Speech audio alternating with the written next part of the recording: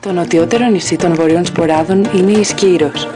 Βρίσκεται ανατολικά της Εύβοιας, από την οποία απέχει γύρω στα 35 χιλιόμετρα και είναι το μεγαλύτερο σε έκταση νησί των Σποράδων, με έκταση 210 τετραγωνικά χιλιόμετρα και πληθυσμό 2.602 κατοίκων. Το νησί είναι κατά το μεγαλύτερο μέρος ορεινό, κυρίως στα νοτιοανατολικά, εκεί όπου δεσπόζουν τα όρη Κόχυλας με 792 μέτρα, το καταπράσινο όρο Σκουμάρι, κοντά και στην ομώνυμη πόλη της Σκύρου, ενώ τέλος, στο βορειότερο κομμάτι της Σκύρου, το όρος Πυριώνες, που ίσως είναι και το πιο άγωνο κομμάτι του νησιού. Φτάνοντας στη Σκύρο θα καταλάβουμε ότι χαρακτηρίζεται από πολλές ιδιότυπες ομορφιές. Ας την αφήσουμε λοιπόν να μας ταξιδέψει στο Αιγαίο.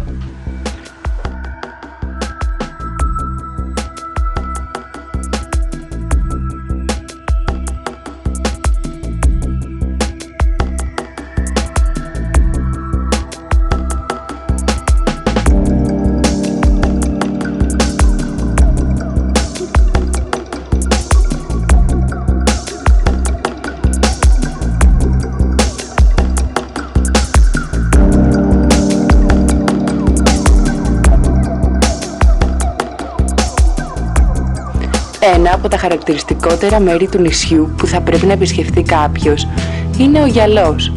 Η παραλία του Διαπορείου είναι ένα από τα πιο ήσυχα μέρη του νησιού, ενώ επίσης ξεχωρίζουν στο Γιαλό δύο ακόμα όμορφες αμμουδιές.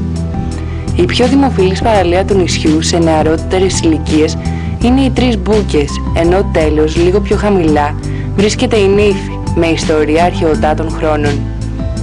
Φημολογείται δε ότι στο Γιαλό και συγκεκριμένα στην παραλία της Νύφης έπαιρνε το μπάνιο του Αχιλλέας. Στην αρχαιότητα το νησί διαδραμάτισε πρωταγωνιστικό ρόλο και θα συναντήσουμε αρκετούς αρχαιολογικούς χώρους, όπως το κάστρο που βρίσκεται πάνω από τη χώρα. Εκεί ήταν η αρχαία Ακρόπολη και η έδρα του πανάρχαιου βασιλιά του νησιού Λυκομίδη. Στη θέση σπηλιά Ανδριώτη σκοτώθηκε από το Λυκομίδη ο βασιλιάς της Αθήνας. Πλέον σήμερα από την αρχαία Ακρόπολη σχεδόν τίποτα δεν σώζεται, παρά μόνο οι πέτρες που σηματοδοτούσαν το άνθος μιας άλλης εποχής. Ένα άλλο χαρακτηριστικό του νησιού είναι οι εκκλησίες από το Μεσαίωνα, όπως του Αγίου Γεωργίου του Σκυριανού σε ψηλό βράχο πάνω από τη θάλασσα, που έκτισε μαζί με το μοναστήριο Νικηφόρος Φωκάς το 10ο αιώνα. Ο επισκέπτης θα συναντήσει σίγουρα κάποια εκκλησία ή μοναστήρι, αλλά αυτό που είναι αδύνατο να διαφύγει από το μάτι είναι οι εκατοντάδες ξοκλήσια, διάσπαρτα κατά μήκος και πλάτος του νησιού. Παρ' όλα αυτά, το κυριότερο χαρακτηριστικό της Σκύρου που την έχει κάνει ξακουστεί σε όλη την ελληνική επικράτεια είναι τα μικρά άλογα που έχει, τα πόνι. Τα μικροκαμωμένα αυτά άλογα ζουν ελεύθερα σε όλο το νησί, ενώ οι Σκυριανοί δεν άρχισαν να τους δημιουργήσουν το δικό τους μουσείο, μιας και η ιστορία τους είναι αλληλένδετη με αυτά τα ζώα. Μία σύντομη περιήγηση στο μουσείο αρκεί για να σας ταξιδέψει σε ιστορίες πολλών ετών πριν, με αναμνήσεις και περιπέτειες που ξεπηδούν από τις πάρα αυτά ακίνητες εικόνες και φωτογραφίες της τότε εποχής.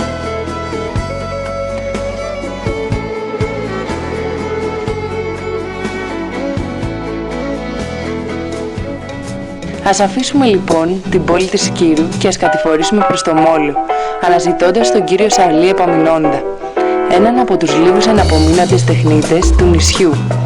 Πάμε λοιπόν να τον βρούμε.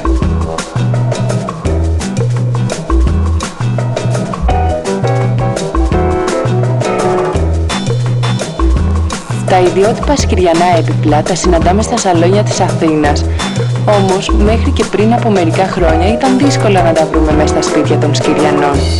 Ας ακούσουμε τι έχει να μας πει ο κύριος Νόντας περί τούτου. Ένα αργαλιό, υπήρχε το καρεκλάκι, το κασελάκι, ο σοφράς, μπορεί να ήταν πιο λιτά, πιο απέριτα, αλλά ήταν πάντα αρμονικά, πεντακάθαρα και λειτουργικότατα μες στο χώρο. Στα σπίτια των πλουσίων πάνω που σου λέω, υπήρχε και ένα μπαστάρδεμα. Μπορούσαν να έχουν έρθει και πράγματα από αλλού. Μόνο και μόνο για να είναι διαφορετικά από τον άλλον. Να διαφέρουν και σε αυτά. Γι' αυτό βλέπεις τώρα ξένα έπιπλα, όμορφα έπιπλα, ελληνικά έπιπλα επιτοπλιστών, σε αυτά τα σπίτια. Δεν έχω καμία σχέση με τη Σκύρο. Όπως σε όλα τα νησιά του Αιγαίου, τα παραδοσιακά πανηγύρια είναι συνυφρασμένα με χορούς μέχρι τις πρώτες πρωινές ώρες, με λουκούλια, παραδοσιακά γεύματα και ατέλειωτο κρασί. Έτσι και στη Σκύρο.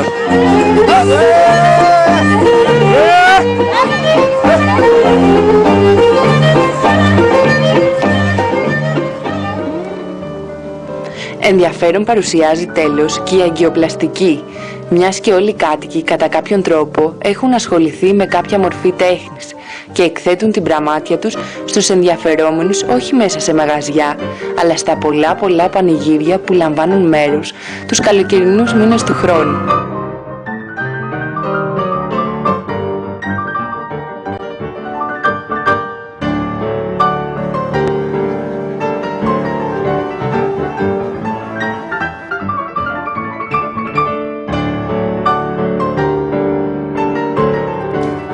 Το νησί διακρίνεται για τις πολλές φυσικές του ομορφιές, καθώς και τα παραδοσιακά έθιμά του, που προέρχονται ακόμα και από τους αρχαιοτάτους χρόνους.